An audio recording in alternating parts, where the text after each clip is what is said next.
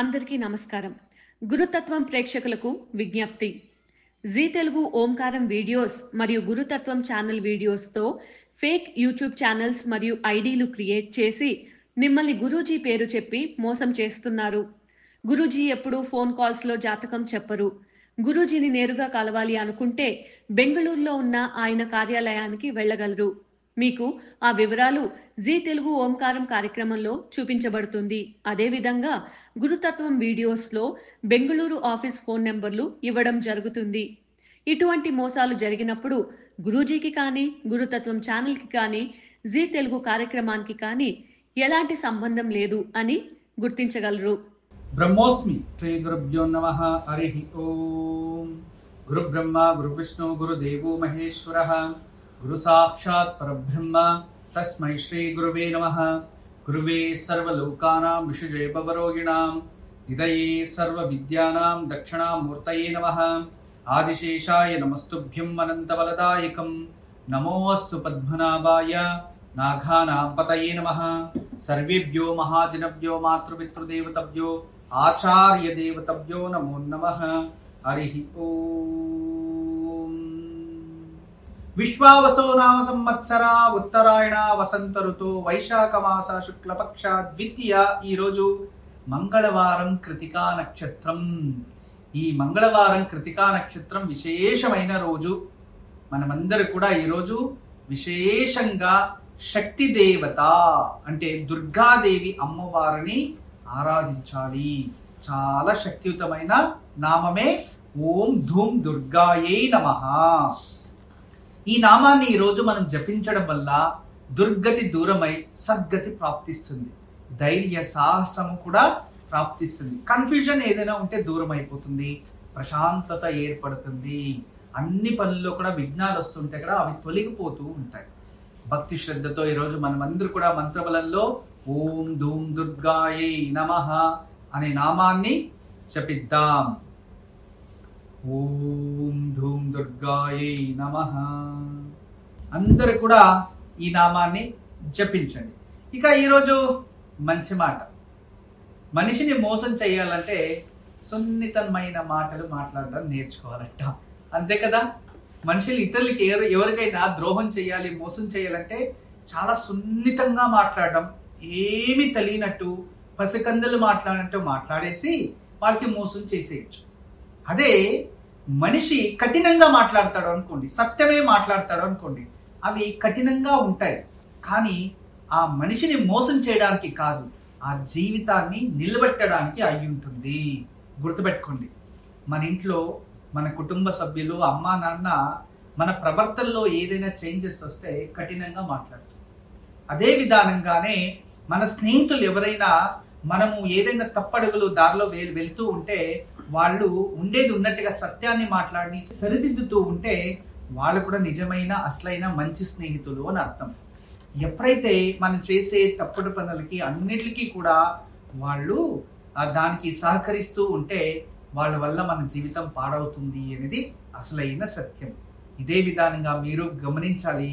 ఎవరైనా మనకి ఏదైనా ఉండేది ఉన్నట్టుగా మాట్లాడుతున్నారు, కోపంగా లేదో ప్రశాంతంగా ఏ విధానంగా తెలియచేసినా సత్యాన్నే మాట్లాడుతున్నారు, అందువలన మనకి ఏదో ఒక బాధ కలుగుతుంది అంటే ఖచ్చితంగా ఆ బాధని స్వీకరిస్తే మీరు మంచి ఒక గుణవంతులు మరియు భవిష్యత్తులో మంచి మార్గాన్ని ఎన్నుకోవడానికి దారి అవుతుంది. లేదో సున్నితమైన మాటలు వింటూ అదే కరెక్ట్గా ఉంది అని కాలం రుజువు చేసుకుంటూ వాటినే నమ్ముకొని ఉంటే జీవితం వృధా వ్యర్థం అవుతుంది అని అర్థం. దాని నుంచి సున్నితమైన మాటలు వింటూ సంతోషంగా ఉండి కాలాహరణం చేసి జీవితాన్ని పోగొట్టుకుంటారో, కఠినమైన నిర్ణయాలు తీసుకుంటూ సత్యాన్ని వింటూ భవిష్యత్తుని అభివృద్ధి చేసుకుంటారో అది మీ చేతుల్లోనే ఉంటుంది. గుర్తుపెట్టుకోండి. మనకి మహాభారతంలో భీష్ముల వారు ఎప్పుడు కూడా అందరి పట్ల వాళ్ళు ఒకే విధానంగా మాట్లాడేవారు. ఎవరు తప్పు చేసినా వాళ్ళల్లో ఖచ్చితంగా వాడిని సరిదిద్దడానికి ప్రయత్నించేవారు. ఇదే విధానంగా ఇక్కడ సుయోధనుడు. సుయోధన అంటే ఎవరు? సుయోధన అంటే చెప్పండి. దుర్యోధనకి అసలైన పేరు సుయోధన. గుర్తుపెట్టుకోండి. దుర్యోధనునికి అసలైన పేరు సుయోధన. ఆ 100 మందిలో పెద్దవాడు. సుయోధన అని అర్థం. అతను అతను దుర్గుణాల లక్షణాలని అధికంగా ఆకర్షిస్తారు కాబట్టి దుర్యోధన, గుర్తుపెట్టుకోండి, దుర్యోధన అని వచ్చింది, దూరత లక్షణం కాబట్టి. ఇక అతను అంటే దుర్యోధనుడు అంటే సుయోధనుడు. మరియు ఇక్కడ యుధిష్ఠిరా, అతని పేరు ధర్మరాజ. మంచి కృతువులు, మంచి ఆలోచనలు, పాపపుణ్య ప్రజ్ఞ, అతి తెలివంతుడు, జాగృత వ్యవస్థలో సర్వదా ఉండేవాడు. అందుకే అతనికి యుధిష్ఠిరా. మరియు ధర్మాన్ని కాపాడడానికే ప్రయత్నిస్తుంటాడు కాబట్టి ధర్మరాజు అనే పేరు వచ్చింది. వీళ్ళిద్దరినీ కూడా ప్రజల్లో వదిలేస్తారు. ఒక గొప్ప మీటింగ్, అది గొప్ప ఒక స్థానం.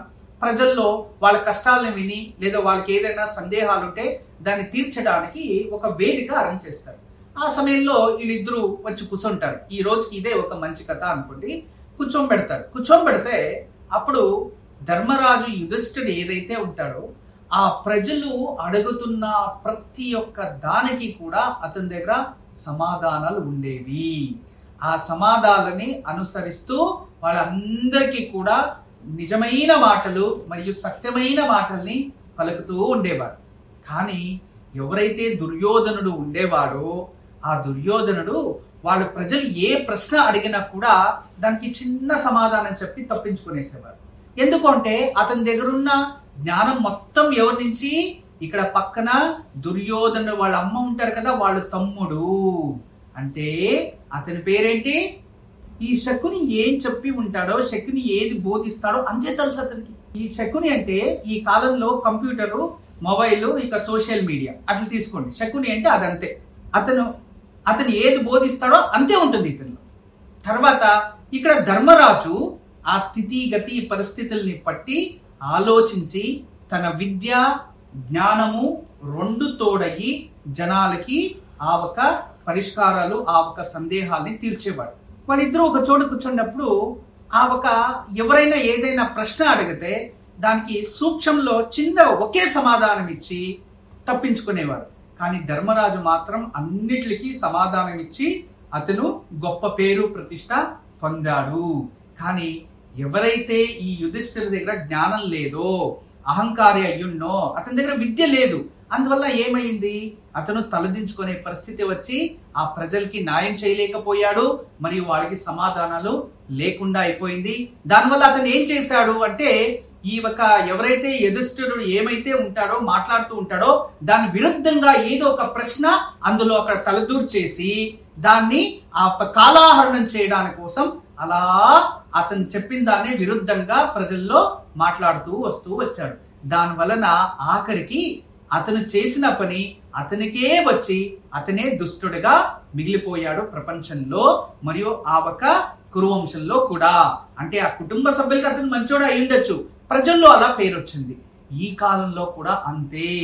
సోషల్ మీడియా అనేది శకుని మరియు అక్కడున్న శకుని మరియు దుర్యోధన సంభాషణ లాగా ప్రజలకు కనబడుతుంది. ఎందుకంటే వాళ్ళ దగ్గర జ్ఞానం ఉండదు. సోషల్ మీడియా అది ఏముంటుందో అది చదువుకొని వచ్చేయడము, ఇక ఇంకొకరు దాన్ని వీడియో చేసేయడము, ఇంకో చోటు పెట్టేయడము, మాట్లాడడం, అంతే అయిపోతుంది. ఒరిజినల్ జ్ఞానం పుస్తకాలు చదవాలి, గ్రంథాలు చదవాలి. ఆ గ్రంథాల్లో చదివిన విద్యని స్వీకరించి ఆ విద్యతో తనలో ఉన్న బుద్ధి శక్తిని కలిపి జ్ఞానం తోడయ్యి వాళ్ళు అడిగిన సమాధానాల్ని పరిశీలించి స్థితిగతితో జ్ఞానంతో బోధించాలి, జ్ఞానంతో మాట్లాడాలి. అది అద్భుతమైన విద్య, క్రియేటివిటీ అంటాం. క్రియేటివిటీ అయితే మనము ఏ ఒక్క ప్రశ్నలు వచ్చినా, ఏ సమాధానాలు ఉన్నా, ఏదున్నా ఈ కాలంలో ఇంటర్నెట్లో అన్ని వెతికేసి వచ్చి టీవీల్లోనో సోషల్ మీడియాలో కూర్చొని మాట్లాడేసి అందరికీ సమాధానాలు చెప్పేస్తూ ఉంటే ఖచ్చితంగా ఆలోచించండి. దయచేసి ఒకటే అర్థం చేసుకోవాలి, ఈ కాలంలో అందరూ కూడా సోషల్ మీడియా, ఇంటర్నెట్ లో వాటిలో ఉన్న విచారాలు తెచ్చి మీ ముందు పెట్టి తలనొప్పి చేసి పెడుతున్నారు. ఇలాంటి వాళ్ళు ఎంతో మంది ఉన్నారు. దయచేసి స్వంత జ్ఞానంతో పుస్తకాలని చదివి మరియు వాళ్ళ తెలివి బుద్ధి తోడయి దాని నుంచి ఒక ఒక సమస్యకి వారి పరిష్కార మార్గం వెతకాలి. ఎప్పుడైతే ఆలోచించడం మొదలు పెడుతుందో అప్పుడు ఖచ్చితంగా ఒక పరిష్కారం ప్రాప్తిస్తుంది. ఆలోచించడమే మొదలు పెట్టకపోతే, జ్ఞానాన్నే పొందకపోతే పరిష్కారాలు ఎలా లభిస్తాయి? వాళ్ళు ఏం చేస్తారు? జ్ఞానంతో ఉన్నవాడు కంటెంట్ రైటర్ అవుతాడు. కంటెంట్ రైటర్ ఏదైనా మంచివి కొత్తగా అతను ప్రజలకి తెలియచేస్తూ ఉంటాడు, బోధిస్తూ ఉంటాడు. ఏ సమస్య వచ్చినా అతనిలో ధైర్యం ఉంటుంది. ఖచ్చితంగా తను ప్రతి సమస్యకి ఒక ఉత్తరాన్ని, పరిష్కారాన్ని వెతకగలడు, ఇవ్వగలడు. కానీ కాపీ పేస్ట్ ఉంటారు. కాపీ పేస్ట్ అంటే ఒకరిని చూసి మాట్లాడడం. అంటే ఈ కాపీ పేస్ట్ అంటే ఎందుకంటానంటే వాళ్ళు ఇంటర్నెట్ లో వీటిలో వెతుక్కొని వచ్చేసి వాటిని మాట్లాడేసి కాపీ పేస్ట్ చేస్తున్నారు. అక్కడ ఉండే దాన్ని కాపీ చేయడం, మన బుర్రల్లో పేస్ట్ చేసేయడం. మనం అదే అనుకొని వెళ్తూ ఉంటాం, కానీ అంతా అక్కడే ఉంటుంది. అక్కడి నుంచి ఇక్కడ వెళ్తూ ఉంది. కానీ వీళ్ళు కాపీ పేస్ట్ జీవితాంతం అసౌకర్యంతో మరియు ఇన్సెక్యూరిటీ ఫీల్ తో దుర్యోధన శకుని లాగా ఎప్పుడు మనకి ఏం ఆపదలు అవమానాలు వస్తాయో భయభీతంగానే ఉండాలి. కానీ జ్ఞానంతో ఉన్నవాడు ఇది కాకపోతే ఇంకంత కొత్త జ్ఞానాన్ని పొందగలను, ఇంకంత ఆశావాదిగా మరింత పుస్తకాలు చదివి మరింత జ్ఞానాన్ని పెంచుకొని మరింత గొప్పవాడుగా ఎదుగుతూ ఉంటారు. అలా మీరు ఒక విషయాన్ని చూసి దాన్ని ఇంకొక చోటు చర్చించి వాటిలో టైం స్పెండ్ చేసి జీవితాన్ని పాడు చేసుకుంటారో, లేదో చక్కగా చదివి జ్ఞానం వృద్ధి అయ్యి గొప్ప విజ్ఞానులాగా గొప్ప స్థాయికి వెళ్తారో అది మీ చేతుల్లోనే ఉంటుంది. ఇది చిన్న వయసుల నుంచి అందరి విచారాల్లో తెలియచేస్తున్నా. ఈ కాలంలో మీరు చేస్తున్నది సోషల్ మీడియా అవి ఇవి చూసుకొని మీరు ఏం చూస్తున్నారు, ఎటువంటి విచారాలు చూస్తున్నారు, ఆ చెత్తనంతా బుర్రకి వేసుకొని తర్వాత మీలో ఉన్న జ్ఞానాన్ని పోగొట్టుకొని మీలో ఉన్న రియాలిటీ వెళ్ళిపోతుంది. దయచేసి అర్థం చేసుకోండి. మనలో ఉన్న రియాలిటీ మనం తెలుసుకోవాలంటే వేరే దాన్ని కాపీ కొట్టకూడదు. మనలో ఉన్న విద్యని మనం గౌరవించే వాళ్ళైతే ఆ విద్యతో పాటు జ్ఞానం తోడయి అది విభిన్న రూపంగా, అంటే జ్ఞానంతో కలిస్తే అది విజ్ఞానంగా మారుతుంది. అది ప్రజలకి, జనాలకి ఉపయోగపడుతుంది. దానివల్ల మంచి పేరు, గుర్తింపు కూడా వస్తుంది అని నా అభిప్రాయం. ఈరోజు మంచి మాటకి ఇదే ఒక చిన్న కథ. ఇక రేపు అక్షయ తృతీయ, రేపు బుధవారం రోహిణి నక్షత్రంలో ప్రారంభమైంది. రేపు విశేషమైన రోజు. బుధవారం గణపతిని విశేషంగా పూజిస్తాం. రేపు లక్ష్మీ గణపతిని పూజించండి, మీకు చాలా అభివృద్ధి అవుతారు. మరియు అంతేకాదు రేపు ఎవరైతే లక్ష్మీ మరియు గణపతిని ఇద్దరిని కూడా పూజించి అర్చించి గణపతి రుణ విమోచక స్తోత్రాన్ని రేపు పారాయణం చేసుకుంటే ఎటువంటి అప్పుల బాధ ఉన్నా తగ్గుతుంది, రుణ విమోచకం జరుగుతుంది. ఇది తప్పకుండా అందరూ రేపు ఆచరించండి. దీనికన్నా గొప్పది ఏంటంటే దయచేసి మీరు బంగారు కొంటారో, వెండి కొంటారో, కొనరో అది మీ ఇష్టం. ఎందుకంటే అక్షయ అంటే అక్షయము అని. అక్షయ తృతీయ రోజే గాంధారి పెళ్లి కూడా అక్షయ తృతీయ రోజే జరిగింది మహాభారతం ప్రకారం. మరియు పరశురాములు వారు జన్మించింది కూడా అక్షయ తృతీయ రోజే. మరియు అక్షయ పాత్రని ఈ పాండవులకి శ్రీకృష్ణుల వారు ఇచ్చింది కూడా అక్షయ తృతీయ రోజే. ఇటువంటి విశేషాలు ఎన్నో ఉన్నాయి అక్షయ తృతీయకి. కానీ అక్షయ ఫలాహ అంటే దానము అక్షయం అవ్వాలి, ధర్మము అక్షయం అవ్వాలి, మంచిది అక్షయం అవ్వాలి. ఇటువంటివి ఏదైనా సామాజిక కార్యక్రమాలు ఆచరించినా, ధ్యానం చేసినా, మంత్రజపం చేసినా, దాన ధర్మాలు ఆచరించినా అది అక్షయం అవుతాయి. అన్నిటికన్నా గొప్ప విషయం ఏంటంటే నది స్నానం మరియు సముద్ర స్నానం, పుణ్య స్నానం. రేపు ఉదయాన్నే లేచి స్నానం చేసి దేవాలయంలో వెళ్ళి 2 దీపాలు వెలిగించరండి. పిల్లలు వెళ్ళి గణపతి గుడిలో దీపాలు వెలిగించరండి. ఎలాగో హాలిడేస్. ఇక భార్యాభర్తలు ఉన్న వారు సీతారాముల వారు దేవాలయానికి వెళ్ళి దీపం వెలిగించరండి. లేదో లక్ష్మీనారాయణ దేవాలయానికి వెళ్ళి వెలిగించరండి. సంతానం కావాల్సిన వారు మాకు సత్సంతానం కావాలి మరియు సంతానం అభివృద్ధి అవ్వాలి, వంశాభివృద్ధి అవ్వాలి అని సుబ్రహ్మణ్య స్వామి దేవాలయంలో వెళ్ళి 2 నెయ్యి దీపాలు పెట్టిరండి. గురు దేవాలయంలో వెళ్ళి నెయ్యి దీపం పెట్టిరండి. గురుబలం అక్షయం అవుతుంది. అదే విధానంగా ఆంజనేయ స్వామి దేవాలయానికి వెళ్ళిరండి. ఆరోగ్యము, బాహుబలము మరియు ధైర్య శాసనాలు అభివృద్ధి చెందుతాయి. ఇలా రేపు మీరు ఏ తత్వాన్ని పూజిస్తారో, ఏ దేవుణ్ణి పూజిస్తారో అటువంటిది విశేషమైన పుణ్యఫలం, శక్తి అభివృద్ధి అవుతుంది. ఇటువంటి దివ్యమైన రోజు కోసమే సంవత్సరం అంతా ఎదురు చూస్తున్నాం. అంతేకాదు రేపు ఉదయాన్నే లేసి ధ్యానం చేసినా కూడా మనలో ఆత్మశక్తి అంటే పాజిటివ్ ఎనర్జీ, ఆత్మబలం కూడా అక్షయం అవుతుంది. ఇదే అక్షయ తృతీయ అత్యంత విశేషం. ఇక రేపు ప్రత్యేకంగా ఎటువంటి పూజ ఎలా ఆచరించాలి, దాని వలన ధనధాన్యము, ఆరోగ్యము సమృద్ధి చెందాలి అంటే అక్షయ తృతీయ రోజు అపారమైన పుణ్యఫలం పొందడానికి చాలా క్రియలు ఉన్నాయి. రేపు గురువందన కార్యక్రమం. గురువుకి సాష్టాంగ నమస్కారం వేసుకోండి. ఇది చాలా పుణ్యఫలం అక్షయం అవుతుంది. తల్లి తండ్రికి పాద పూజ చేయండి, పుణ్యఫలం అభివృద్ధి అవుతుంది.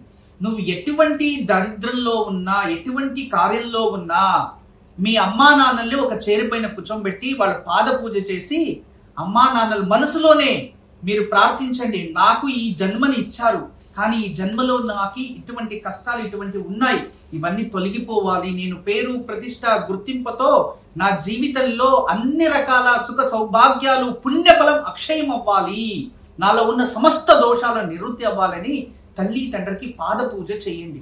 చాలా మందికి తల్లి తండ్రులు లేని వారు గురు పాద పూజ చేస్తారు, గురు వందన కార్యక్రమం కూడా చేస్తూ ఉంటారు. చాలా మంది చెప్తూ ఉంటారు, మా తల్లి తండ్రి గారికి అంత యోగం లేదము గురువు గారు, మమ్మల్ని ఎప్పుడు కూడా దూషిస్తూ దూరంగా ఉంటారు అంటాం. కొన్ని సందర్భాల్లో అవి జరగచ్చు, కానీ అటువంటి సమయంలో మనం ఏం చెయ్యాలి?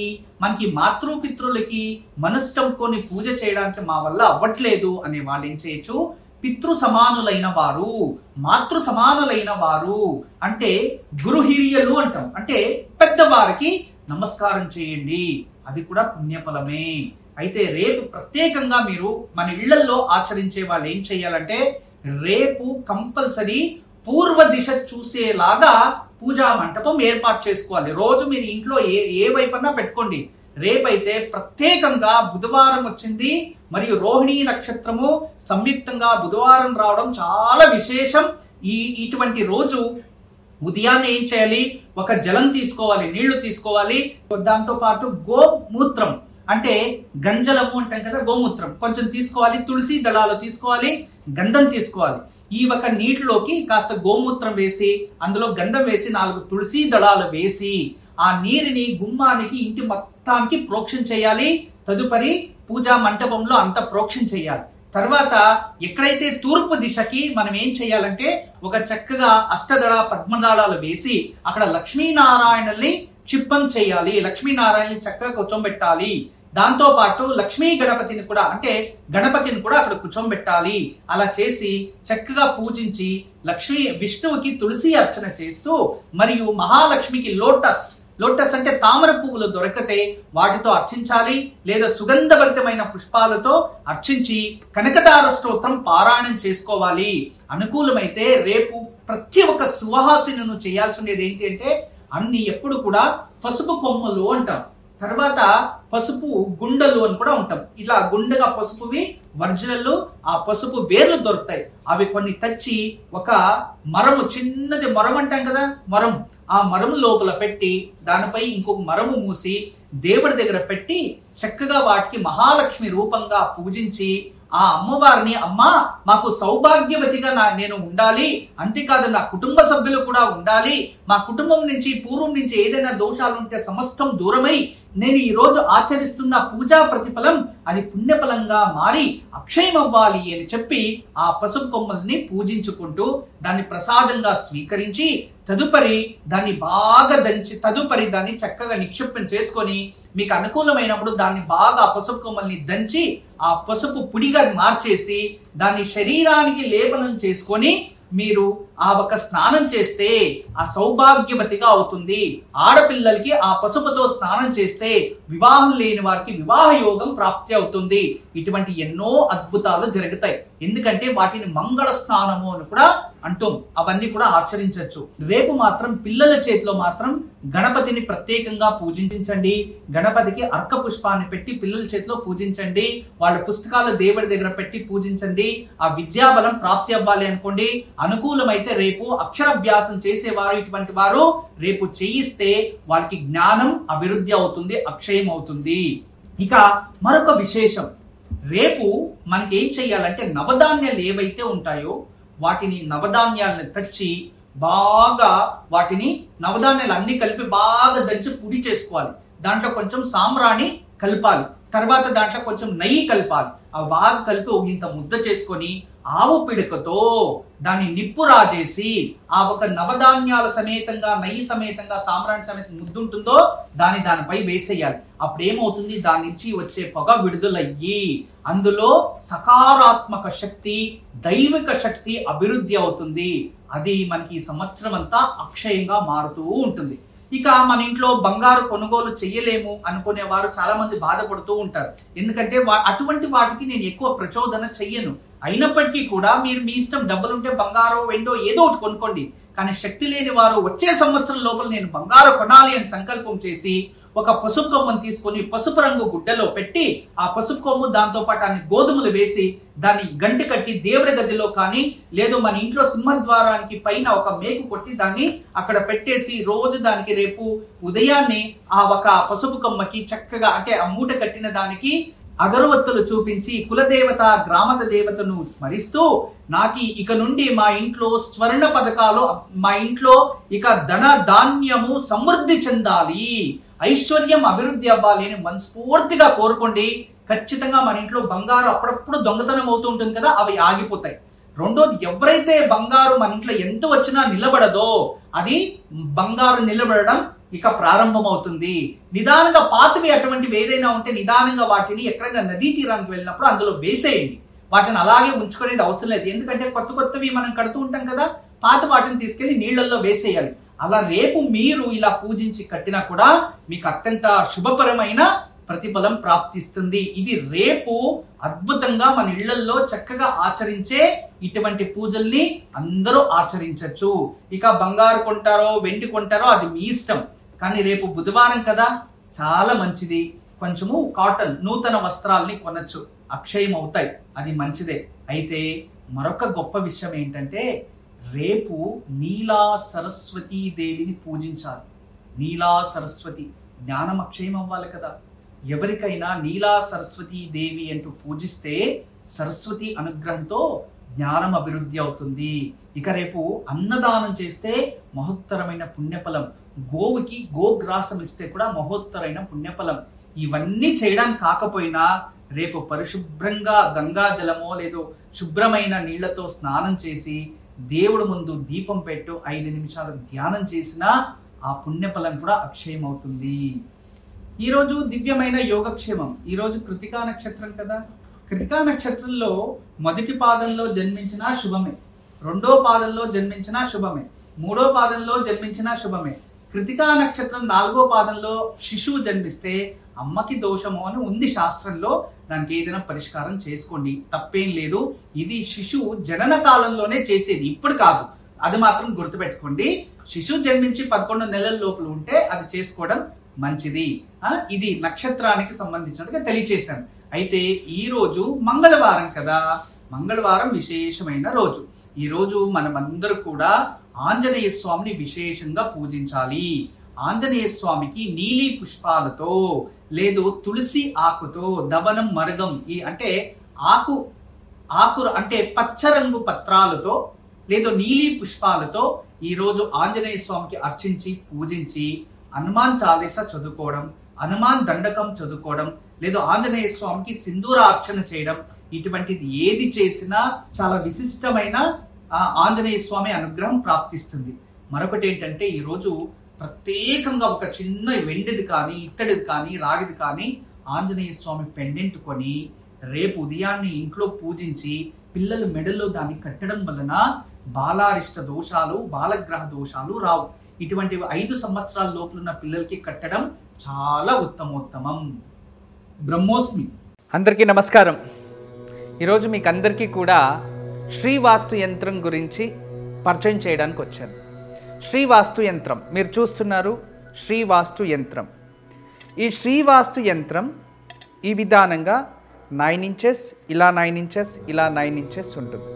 తదుపరి బ్యాక్ సైడు ఇలాంటి 9 చక్రాలు ఉంటాయి. ఫ్రంట్ ఈ ఒక గ్లోబ్స్లా ఒక 9 డాట్స్ ఉన్నాయి చూడండి, ఇలా 9. ఇది శ్రీవాస్తు యంత్రం అనేది ఒక కాస్మిక్ ఎనర్జీని అట్రాక్ట్ చేసుకుంటుంది. నెగిటివ్ ఎనర్జీని ఇంట్లో నుంచి బయటికి తరిమేస్తుంది. ఇది మీకు అందరికీ దానికి పరిష్కార మార్గంగా నేను ఇవి సూచిస్తున్నా. ఎందుకంటే చాలామంది పిల్లలు సరిగా చదువుతలేదు, ఇంకొకరు మా ఇంట్లో ప్రశాంతత లేదు, భార్యాభర్తల మధ్యలో సఖ్యత లేదు, దేవుడి గదిలో సరిగా పూజ చేయలేకపోతున్నా, ఇంట్లో ఏదో తెలియని బాధ అనిపిస్తుంది, మా ఇంట్లో ఎప్పుడు కూడా ఏదో తెలియని ఒక శ్మశానంకి వెళ్ళినట్టు అనిపిస్తూ ఉంటుంది, మా ఇంట్లో కలగానే ఉండదు ఎప్పుడు కూడా. ఇక మా ఇంటికి చాలామంది వచ్చిన వాళ్ళంతా వాస్తు దోషం అని చెప్తూ ఉన్నారు, మేము ఏం చేయాలి అని ప్రశ్నిస్తూ ఉండేవారు. వాళ్ళందరికీ కూడా ఒక మార్గోపాయం చాలా రోజుల తర్వాత రీసెర్చ్ చేసి ఇప్పుడు ఈ శ్రీవాస్తు యంత్రాన్ని మేము చూపిస్తున్నాం. ఈ శ్రీవాస్తు యంత్రాన్ని ఎప్పుడైతే ఎక్కడ ఫాల్ట్ అనిపిస్తుందో అక్కడ ఒక మేక కొట్టి తగిలించాలి, అంతే. పిల్లలు చదువుతా లేదు, చదివే రూమ్లో పిల్లలు ఏకాగ్రతగా చదవాలి అనుకుంటున్నారా, అక్కడ ఒకటి తగిలించండి. మీరు నిద్రించే ఒక రూమ్లో మాకు సరిగా నిద్ర వస్తా లేదు, పడుకుంటే చెడు కళలు వస్తున్నాయి, నిద్రించే గదిలో ప్రశాంతత లేదు అనిపిస్తుంది, అక్కడ ఒకటి తగిలించండి. లేదు ఎవరో వాస్తు దోషం అని చెప్పారా, ఇంట్లో వాస్తు దోషాని కోసం ఇంటి హాల్లో ఒకటి తగిలించండి. లేదా పూజ గదిలో ఏదో ప్రశాంతత లేదు, సరిగ్గా ఏకాగ్రత లేదు, మెడిటేషన్ చేయలేకపోతున్నా అంటే పూజ గదిలో ఒక మేక కొట్టి అక్కడ ఒకటి తగిలించండి. ఎక్కడైతే ఇంట్లో వాస్తు దోషం ఉంది అని ఎవరైనా చెప్తారో ఆ ప్రదేశంలో ఆ ప్లేస్లో జస్ట్ ఒక మేకు కొట్టి దాన్ని తగిలించండి, ఆ వాస్తు దోషం అక్కడి నుంచి వెళ్ళిపోతుంది. చాలా అద్భుతము, చాలా విశేషమైన శ్రీవాస్తు యంత్రం మీ వరకు తయారు చేయించాము. దీన్ని ఉపయోగించండి, దీన్ని లాభం పొందండి. నమస్కారం. వాస్తు యంత్రం సంప్రదించవలసిన నెంబర్లు 8844452344 040682766622